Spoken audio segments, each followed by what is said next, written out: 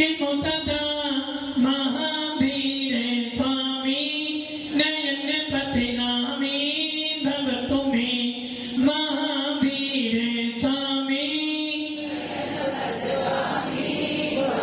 महावीर स्वामी नयन पथिगामी भवतु में गुरुवा पंचनो नित्यम ज्ञान दर्शन नायिका चारित्र गंभीरा मोक्ष मार्ग उपदेशिका पंच प्रवृत्ति भगवान की एक राधिनाथ भगवान की अंतिम सत्संगपति भगवान महावीर स्वामी की आचार्य श्री कुंद कुंद भगवंत की आचार्य श्री विमल शंकर जी महाराज की आचार्य गुरुदेव सरस्वती शंकर जी महाराज की तीन कन्नौ करोड़ मणि राजों की द्वादशांजलि भक्ता की बोलिए वात्सल्य मूर्ति दिव्य तपस्वी आध्यात्म की राष्ट्र संत आचार्य स्वामी सुंदर सागर गुरुदेव की मोक्ष मार्ग से नेतारम भेतारम गर्भोपता यातारम विसतत्वानां वंदे तद्गुण लब्धे आचार्य श्री उमा स्वामी भगवंत की भव्य आत्मा भगवान महावीर का शासन, जिस शासन में परीक्षा भी होती है और परीक्षा दी भी जाती है। जिन शासन को प्राप्त करने का मतलब है कि आपकी परीक्षा को होगी, और जो बच्चा या जो स्टूडेंट साल भर पढ़ाई करता है वो परीक्षा में फर्स्ट आता है। और जिस बच्चे ने साल भर तो पढ़ाई नहीं करी और परीक्षा के दिनों में पढ़ाई करी, वो क्या करेगा? फर्स्ट को या तो पास होगा या फिर फेल होगा। उसी प्रकार वंदे आत्माओं जैन शासन, जिन शासन में आपको एडमिशन मिला है और जिसको एडमिशन मिलता है स्कूल में, उसे पढ़ाई तो स्कूल का भी एक टाइम निर्धारित है, और टाइम निर्धारित होने के बाद भी जब लगता है कि कोर्स बहुत ज्यादा है तो एक्स्ट्रा क्लास भी पढ़ाई जाती है। राजू जी पढ़ाई हुई अपनी, और जब एक्स्ट्रा क्लास पढ़ाई जाती है उसमें वो विषय पढ़ाया जाता है जो विषय अधिकतर पेपरों में आता है। जिस बच्चे ने साल भर पढ़ाई करते करते एक्स्ट्रा क्लास अटेंड नहीं की होगी, समझे ना, उसका पेपर खराब तो। वैसे ही जिनेंद्र देव के शासन में आपको एडमिशन मिला है, आपको एडमिशन मिला, कैसा एडमिशन मिला? किसी पूर्ण भव में भावना भई होगी कि ये आत्मा अनादि काल से क्या कर रहा हूं, अनादि काल से निध्यात्म में पड़ा हुआ हूं, आज सौभाग्य मिल जाए कि मुझे भी एक बार सच्चा जिन शासन मिल जाए, सच्चा धर्म मिल जाए, आत्मा का धर्म मिल जाए, जहां जाकर मैं आत्मा की साधना कर सकूं। भावना भाई कुछ शुभ परिणाम बनाए और क्या मिल गया आपको? जिन शासन मिल गया, और इस जिन शासन में एडमिशन तो मिला। अब क्या काम करना है? बस एक काम। कौन सा काम करना है? मेरा मोक्ष मार्ग किसी के ऊपर निर्भर नहीं करना है। मेरा मोक्ष मार्ग किसी के ऊपर अधीन नहीं है। मेरा मोक्ष मार्ग पराधीन नहीं है। दुकान, मकान, खाना पीना, रहना, कपड़े पहनना, ये सब दूसरों के अधीन हो सकता है, किंतु मेरा मोक्ष मार्ग किसी के ऊपर अधीन। यदि आपने घर में खाना बनाया है और खाने वाला ना हो तो खाना तो बहुत अच्छा बनाए, किंतु खाने वाले के परिणाम खराब है तुम्हारा खाना। आपको कहीं बाहर जाना है, क्यों बाहर जाना है? किसी ने निमंत्रण दिया, यदि बाहर जाओगे तो, अथवा किसी धन कमाने के लिए बाहर जाओगे तो आपका बाहर जाना भी पराधीन है। किंतु आचार्य कौन कौन स्वामी कह रहे हैं, तेरा मोक्ष मार्ग किसी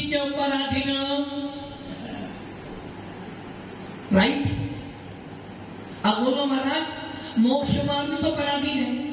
यदि मुनिराज हमारे गांव में आएंगे या कोई भी मुनि बनेगा उसको हाथ कौन करवाएगा? दृष्टि मोदी करें श्रावक करवाएगा। और मान लो भी कोई श्रावक हाथ ना कराए तो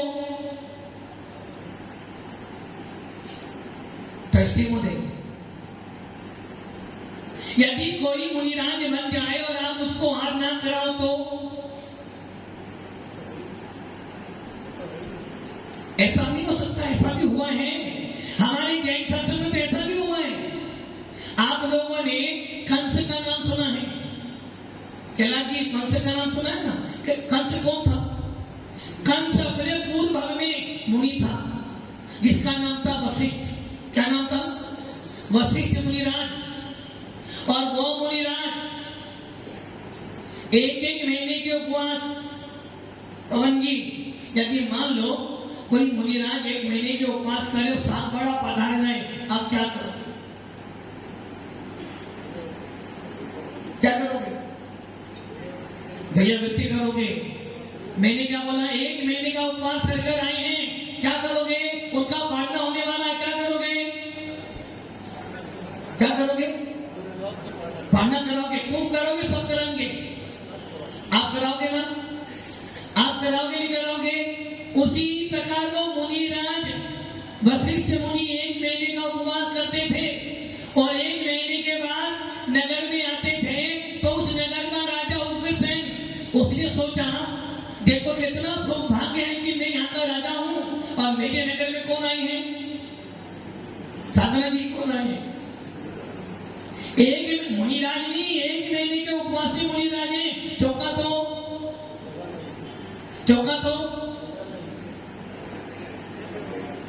तो बिनु इनके चौका तो मैं ही लगाऊंगा। राजा कह रहा था तुम्हें तो राजा ही अपने घर के। राजा ने आदेश देते चौका तो मैं ही लगाऊंगा। ऐसा सौभाग्य तो मुझे ही मिलना चाहिए ना। और आदेश दे दिया मेरे अलावा कोई भी हार। महाराज जैसे ही नगर में पहुंचे, राजा को कोई काम आ गया, दान देना भूल गया महाराज वापिस। एक महीने का फिर उपवास हो गया। कितने महीने हो गए? आपकी बारी में बाकी ने बोली नहीं चौका तो नहीं लगाऊंगा। बाकी मैं अध्यक्ष हूं, मेरे अलावा कोई चौका। मुनिराज आए और राजा का फिर ऐसा कोई कारण पड़ गया जिसके कारण राजा हार नहीं दे पाया। मुनिराज वापिस। दृष्टि में गलती किसकी है? क्यों गलती किसकी है? राजा की है श्रावक की? गलती किसकी है? राजा की है श्रावक की? क्यों गलती राजा की है? क्योंकि राजा ने आदेश दे दिया मेरे अलावा कोई चौका। ऐसे ही दृष्टियों ने आदेश दे दिया हमारे अलावा कोई चौका नहीं लगाएगा, हम ही चौका लगाएंगे। और जितने दिन बोलेंगे उतने दिन चौका लगेगा। ज्यादा दिन लगाओगे तो पेनल्टी लग जाएगी। सही है ना? यही हुआ ना? आचार्य कुंकुम स्वामी कहते हैं श्रावकों को रहनसार में लिखा है। रहनसार आचार्य कुंकुम स्वामी का, जिसमें मुनियों की चर्चा भी और आपकी चर्चा भी है। वो कह रहे हैं किसी भी जीव को यदि चौका लगाना हो तो आप पायबंदी व्यवस्था तो बनाओ। ऐसा भी नहीं होना चाहिए कि आपने 10 दिन तो चौका लगा लिया, नंबर था 5 दिन का, और जब तुम्हारे तुमसे बोला गया नहीं मैंने 10 दिन तो। व्यवस्था जमाओ, व्यवस्था बिगाड़ो मत। किंतु यदि आपको चौका लगाने के लिए कोई मना करता है तो आपने क्या कर दिया? दृष्टि जी क्या कर दिया? अंतराय डाल दिया। उग्रसेन ने क्या करा? राजा ने क्या करा? मेरे अलावा कोई चौका। क्या हो गया? तीसरे महीने फिर मुनिराज आए। राजा फिर राजकार्य में फंस गया और हार डाल दिया। कितने महीने हो गए? मुनिराज जा रहे थे। अब सोचो ऐसा भाव लेंगे मुनिराज। उसने कुछ भी नहीं बोला। वो तो जा रहे थे भाई मेरे कर्म का उदय मुझे हार नहीं मिला। किंतु मन में ये विचार जरूर आया होगा कि इतने बड़े नगर के अंदर मात्र राजा ने चौका लगाया और सारे चौके बंद थे। जा रहे थे इतने में कौन मिल गया? दृष्टि मुनि। और क्या बोल दिया देखिए क्या, ना तो पवन जी अंतर की चौका लगाते हो ना लगाने, ना तो राजा स्वयं हार देता ना देने देता, ऐसा दुष्ट राजा हमारे नगर में आया है। जबकि राजा की भावना क्या थी?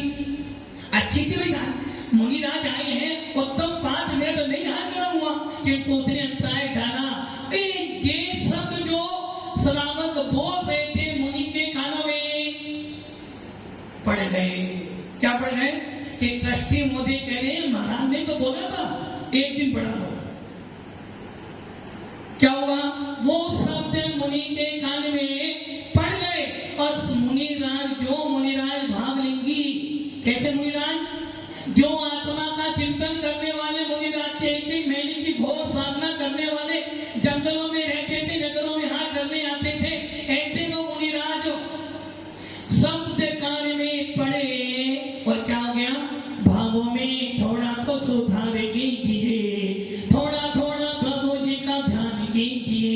और तुरंत मन में भाव आ गए, अब इस राजा को तो बदला को, इसने मेरा 3 महीने का उपवास करवाया है ना, अब तो क्या निदान मान लिया, क्या भावना मानी? अब मैं इस राजा का बेटा बनूं और इसका खून किसने बांधा बंद? किसने बांधा बंद? मुनिराज भावलिंगी मुझे छठे गुलिस्तान वर्ती मुनिराज, सब में दिखती मुनिराज हो क्या गया? राजा की भावना कैसी थी वो राजा के परिणाम जानते हैं, किंतु शब्द कान में पड़े, परिणाम खराब हो गए और निदान बांध लिया कि मैं इसका बेटा बनूं।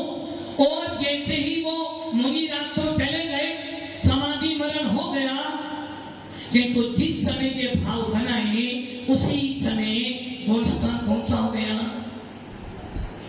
गुलिस्तान कौन सा भगवान जी? गुलिस्तान पहला हो गया, मिथ्यात्व में आ गए, क्योंकि यदि कोई मुनिराज निदान बंद करते हैं, यदि कोई मुनिराज निदान बांधते हैं कि मेरे कोई साधना के बल पर क्या मिल जाए, कोई देव गति मिल जाए, कोई शैल पद मिल जाए, कोई राज्य पद मिल जाए, तो उनकी साधना खराब हो गई।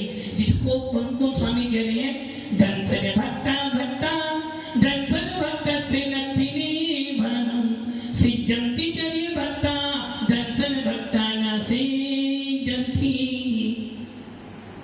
और इसी बात को आचार्य उमा स्वामी अपने कृपाल सूत्र के 3रा सूत्र, मैंने पहले बोला था ये 5 भाव आपकी लाइफ के लिए सबसे महत्वपूर्ण हैं।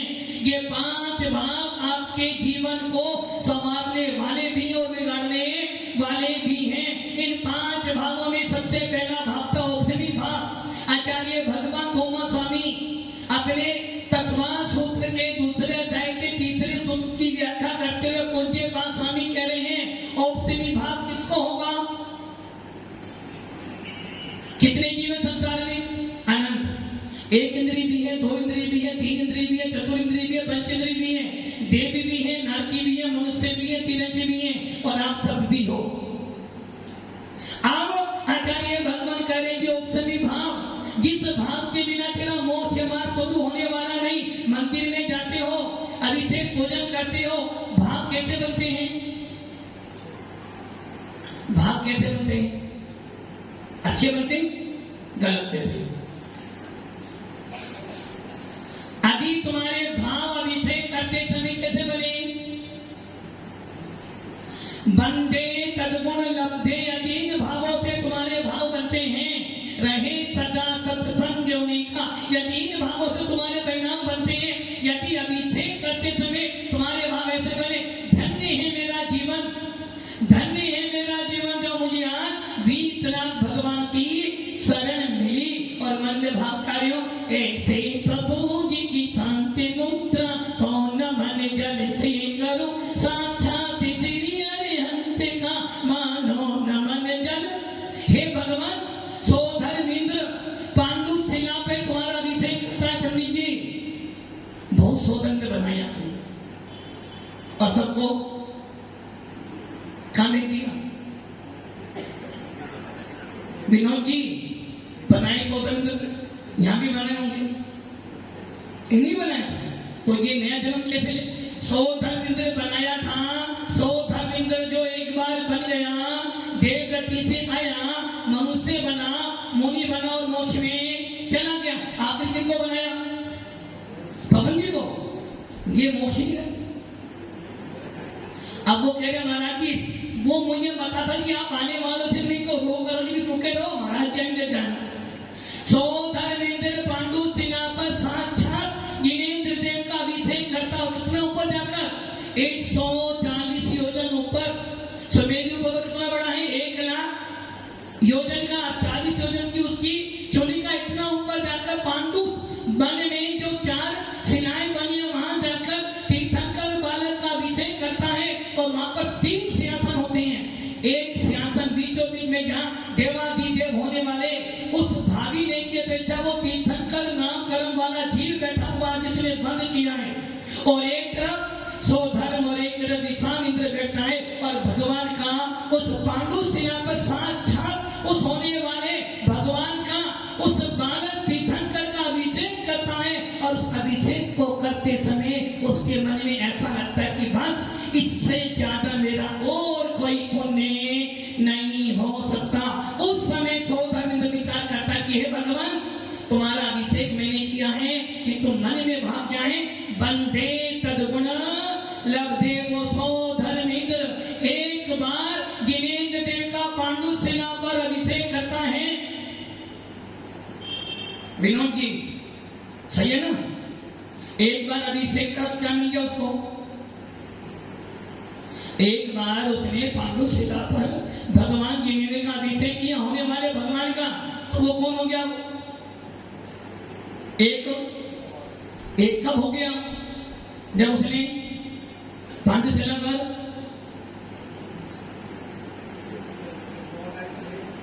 कब से हुआ? कब से हुआ? जब उसने पांडु सेना पर, उससे पहले की सचिंद्र रानी ये भवानी का वही, जब उसने प्रथम। अब आप ये विचार कर लेना, सो धर्मेंद्र का अभिषेक, सो धर्म एक भवाधारी का हुआ जब उसने अभिषेक नहीं। जिस समय उसने मनुष्य पर्याय में सो धर्मेंद्र की आयु बांधी, उसी समय वो भवाधारी जो सो धर्मेंद्र बनेगा भव्य मोक्ष। अब वो अभिषेक करे अथवा न करे, उससे भव्य मोक्ष जाना ही जाना है। वो सो धर्मेंद्र पांडु सेना पर अभिषेक करता, भावना माता के भगवान एक दिन मेरा भी नंबर। अभिषेक तो आए ना आए, मोक्ष तो। और आपने इनको बनाया फिर भी नहीं बैठे। उस मुनि राज वशिष्ठ ने निदान बांधा, और निदान बांधना का फल क्या मिला? कि उनका भाव लिंग गिर गया, सम्यक दर्शन से च्युत हो गए, चारित्र से भ्रष्ट हो गए। और वो स्थान कौन सा हो गया? पहला मुनि तो है, मुनि तो है, किंतु सम्यक दर्शन चला गया। इसका मतलब क्या हुआ? मोहिनी कलम। कौन सा मोहिनी? दर्शन मोहिनी भी आ गया और चारित्र मोहिनी भी आ गया। अर्थात औपसमिक सम्यक औपसमिक भाव विनाश को प्राप्त हो गया। इसलिए आचार्य उमा स्वामी जी इस सूत्र की व्याख्या में पूज्यपाद स्वामी कह रहे हैं, औपसमिक भाव को, औपसमिक सम्यक को कौन प्राप्त करेगा? 1 इंद्री, 2 इंद्री, 3 इंद्री, 4 इंद्री इस भाव को प्राप्त नहीं कर सकता है, क्योंकि सम्यक दर्शन प्राप्त करने की योग्यता पंच इंद्री में होती है। आप लोग कौन? 1 इंद्री, पंच इंद्री हो? इतना श्रद्धा है कि पंच इंद्री है। विवेक जी पंच इंद्री हो? फाइनल पक्का? 4 इंद्री तो नहीं हो? पंच इंद्री हो। पंच इंद्री जीव ही सत्य दर्शन प्राप्त कर सकता। उस पंच इंद्री के अंदर भी पंच इंद्री तो बन गए, पंच इंद्री तो बने, किंतु क्या नहीं मिला? गाड़ी तो मिली, पीछे नारी भी बैठे, किंतु गाड़ी में ब्रेक ही नहीं। गाड़ी में ब्रेक नहीं है भैया। गाड़ी गोल्ड की है, पूरी सोने की, किंतु ब्रेक नहीं है। बैठोगे क्यों नहीं? सोने की गाड़ी में ब्रेक ना भैया। तो सोना क्या? अभी बैठ जाओगे तो होना क्या? गाड़ी चलेगी ना, गाड़ी चलेगी ना, तुमने खतरा क्या है? क्या करें? रुकेंगे नहीं तो खरीदो ना गाड़ी। दुकान कभी भी बंद नहीं होनी चाहिए, चलती रहनी चाहिए। बैठे ही वो गाड़ी है तो बढ़िया, जिनको उसमें ब्रेक नहीं है, खतरा किसको है? जीवन को। बैठे ही जिस मुनि के जीवन में, अब आपने कहा दर्शन मुनि और चारित्र मुनि, जिस जीव का गाड़ी इस प्रकार बिना ब्रेक की थी तो कहां डूबेगी? पता खाई में जाकर जाएगी, स्वयं भी टूटेगी और हमें भी। बैठे ही उस मुनि ने क्या कर लिया? अपनी भावली को 7वां छठे गुलिस्तान में झोलने वाले वो मुनिराज, 1 महीने के उपवास करने वाले भावली के मुनिराज क्या कर लिया? जैसे ही ये शब्द सुने मन में परिणाम क्या बन गए? उस राजा ने ऐसा किया, निदान बांध लिया, अब तो इसका बेटा बनकर इसे छोड़ूंगा नहीं। और क्या कर लिया? सम्यक दर्शन छूट गया, चारित्र छूट गया, पहला गुलिस्तान हो गया। मुनि तो है किंतु अनंत अनुबंधी कथाएं, प्रत्याख्यान कथाएं, सुजन कथाएं, चारों कथाओं का उदय आ गया। गुलिस्तान पहला बन गया। एक बार हार कर रहे हैं, केस लोग भी कर रहे हैं, किंतु गुलिस्तान कौन सा है? पहला। और मर कर क्या बन गए? कंस का जीव जब वो वशिष्ठ मुनि मरे तो जब वो उग्रसेन की रानी के गर्भ में आए तो रानी के बाप कैसे बन गए कि मैं अपने पति की छाती का खून पीऊं। और जब वो कंस बड़ा हुआ तो उसे जाकर अपने पिता को कहां रखा? अपने ही जेल में डाल दिया। तो ये समझना कि जिसका सम्यक दर्शन गया, जिसका औपसमिक भाव गया, उसका मोक्ष मार्ग गया, और जिसका मोक्ष मार्ग गया उसका निर्माण तो अपने आप चला गया। और इधर देखें, आचार्य समर्थपद स्वामी पवन जी पूछ रहे थे, उन्हों को रोग हो गया, मुनि बन गए और गुरु से कहते हैं भगवान अब ये साधना मेरे से सहना, एक टाइम भोजन कर मैं अपनी साधना नहीं कर सकता, या तो 2 बार खिलाओ या मुझे जाने दो। 2 बार क्या करिए? 2 बार तो आप 2 बार नहीं खाओगे, फिर सारे नियम कानून कहां लग रहे हो? सारे नियम कानून कहां लग रहे हैं? अर्थना वाले भैया जी, मुनिराज 2 बार, और आप सांको पानी वाली तो 2 बार तो हो गए। तो मुनिराज तो कर लेते हैं, 1 बार सुबह भोजन पानी, सांको पानी छूट रखे। हो सकता है क्या ऐसा? सुनील जी, हो सकता है क्या? क्यों नहीं हो सकता भाई? तुम भी जी, मुनिराज भी जी, कि तो मुनि की मर्यादा है, मुनि के लिए कानून नियम है, तो आपके लिए भी कानून नियम है, आपके लिए भी नियम है। जितने मुनि के लिए उससे नियम तुम्हारे भी होने चाहिए। उस मुनिराज ने समर्थ स्वामी निवेदन कर रहे कि हे भगवान, एक टाइम भोजन करके मेरी साधना नहीं हो पा रही और 2 बार मैं भोजन करने जाऊंगा नहीं, इसलिए एक उपाय है, आप मुझे समाधि दे दो ताकि मैं अपनी साधना से मार्ग पे चलता अपनी देव गति कहां जाऊं, चला जाऊं। तो मुनिराज ने, गुरु ने क्या बोला? नहीं, अभी तेरी उम्र शेष है, एक काम कर, ये पीछे कमर यहाँ टांग दे और तू कपड़े पहनकर जा, जब तेरा रोग दूर हो जाए वापिस आ जाना। और अभी आप कोई मुनिराज ऐसा करवा दे तो क्यों करवाया, किससे पूछा? अनेक कानून बनाओगे, हमसे पूछा था प्रश्न मोदे, हमसे पूछा कोई? ये ध्यान रखना, मुनियों से कोई गलती हो जाए, मुनियों से कोई अपराध हो जाए, उसका समाधान कपड़े वालों के पास में नहीं, जो उसका गुरु हो उसके पास लेकर जाओ, और गुरु नहीं हो तो जो उस समय साधु मात में लगे कि हाँ इसकी सुनता, उसके पास लेकर जाओ, वो उसका कानून बनाएगा। समर्थ स्वामी ने क्या करा? गुरु का आदेश माना, चले गए और जाकर आपने पता क्या करा? शिव मंदिर में चले गए और वहां बैठ गए, लगा कि सारा भोग आता है, खाते रहो खाता रहो। और क्या बोलते भगवान खाते हैं, शिव जी खाते हैं। और जब धीरे धीरे लोग शांत हुआ, पकड़े गए, और जब पकड़े गए तो राजा बोला नमस्कार कर इनको। किनको किनको नमस्कार कर, किनको? उस शिव मंदिर में जो उनका इष्ट देवता रखा है उसको नमस्कार कर। तो समर्थ बस स्वामी अभी कौन है? श्रावक कपड़े वाले कहते राजन, इतना सस्ता नहीं है जैन शासन को झुकाना, इतना सस्ता नहीं है किसी मोक्ष मार्गी को नीचा लाना। मानता हूं गलती मेरी है, मानता हूं मैंने संयम छोड़ा है, मानता हूं मेरा चारी गलत हुआ है, और मानता हूं मैं चारी से भ्रष्ट हुआ हूं, किंतु आज भी अंदर के कोने में एक दीपक जलता है प्रभु नाम जपने से। क्या मिलता? प्रभु नाम जपने से नवजीवन मिलता है। अंदर के कोने में एक दीपक जलता है। वो दीपक कौन सा था? वो दीपक था प्राण जाए किंतु सर नहीं झुकाऊंगा, सच्चे देव सतगुरु के अलावा किसी को हाथ नहीं जोड़ूंगा। और मैं जैन कुल का सूरवीर हूँ, वीतराग भगवान के अलावा, जिनेन्द्र देव की वाणी के अलावा और निर्जन साधु के अलावा सर कटा तो दूंगा, सर झुकाने वाला।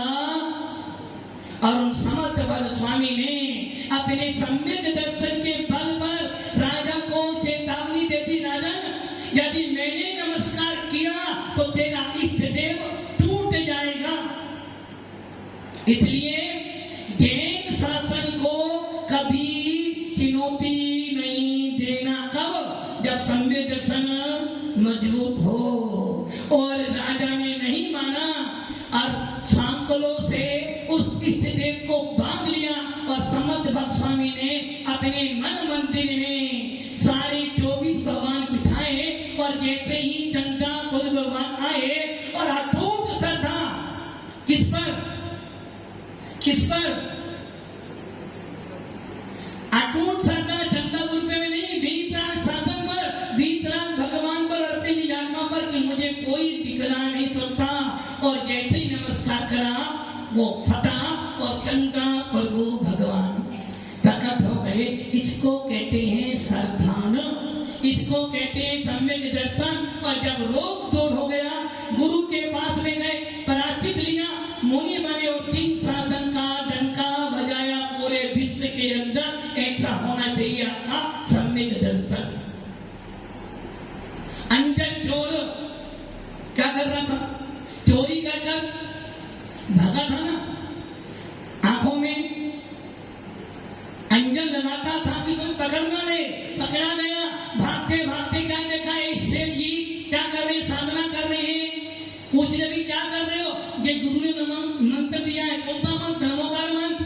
अभी मैं ये सिद्ध कर लूंगा तो ये विद्या सिद्ध हो जाएगी। तू डर है, नीचे तलवार हथियार पड़े हैं, अभी मैंने काटा और गिर गया तो मर जाऊंगा, इसलिए मुझे विकल्प हो रहा है, इसलिए तू कर ले। अंजन सोचता मरना तो नहीं, यहाँ मरो यहाँ मैं मरो, यही कर लेता हूँ, अभी बच जाऊंगा तो सिद्धि हो जाएगी। और उसने क्या करा? नमोकार मंत्र याद है? सेफ्टी कर लो, याद है नमोकार मंत्र? विद्यु भैया नमोकार मंत्र याद है? बोलो महाराज मुझे नहीं, मेरे घर से छुए बिंदु को भी याद है। किंतु श्रद्धा कैसी है? कूचल में आया। उस अंजन चोर ने सोचा कोई बात नहीं, मरना तो नहीं, यदि सेठ कह रहा है एक बार कर लेता हूं। और सेठ बैठ वो चोर बैठ गया अंजन, और उसने नमोकार जपा, नमो हरि, भूल गया। और किंतु ये था कि सेठ ने जो बोला है वो मंत्र सच्चा है, झूठा नहीं। अटूट श्रद्धा करी और एक के बारे में सारी लड़ियां काटी और उसको आकाश यामी विद्या सिद्ध। ऐसी श्रद्धा हो तब आचार्य कौन स्वामी कहते हैं? दंसन भट्टा भट्टा दंसन भट्ट से नथी निवारण। जब तक तेरा मिथ्यात्व कर्म का उदय है, तेरे को निर्माण की प्राप्ति होना और जब तक तेरा मिथ्या कर्म का उदय, तेरे को दान देने का अधिकार भी। दान दे मन हर्षाए, दाता का पहला गुण है श्रद्धावान। और आपकी सदा कहां पे जा रही है? कहां जा रही है? जी कहां जाते हो? तवन जी कहां जाते हो? तुम मिल जाए तो बस यही गड़बड़ी। इसलिए आचार्य उमा स्वामी कह रहे हैं, औपसीमित भाव के बिना तेरा मोक्ष मार्ग स्वरूप होने वाला नहीं है। और ये औपसीमित भाव मात्र पंच इंद्री को होगा। पंच इंद्री में भी संगी जिसके मन होगा, जिसके मन नहीं है उसको औपसीमित भाव होने वाला नहीं है। इसलिए आपका सौभाग्य है कि पंच इंद्री हो, संगी हो, देव गुरु का समागम मिला, जिनको भी मिला और उसके बाद भी यदि सम्यक दर्शन प्राप्त नहीं कर पाए तो फिर ये पंक्ति याद कर लेना जो भैया कहे थे ना, 4 दिन का जीवन है। फिर और ये पंक्ति मन में बार बार घुमाना जो पंडित कह रहे हैं, दोले समझे सोना चेते से याने काले बथा मत खोबे, जे नरे भावे फिर मिलने कठिन है, जो सम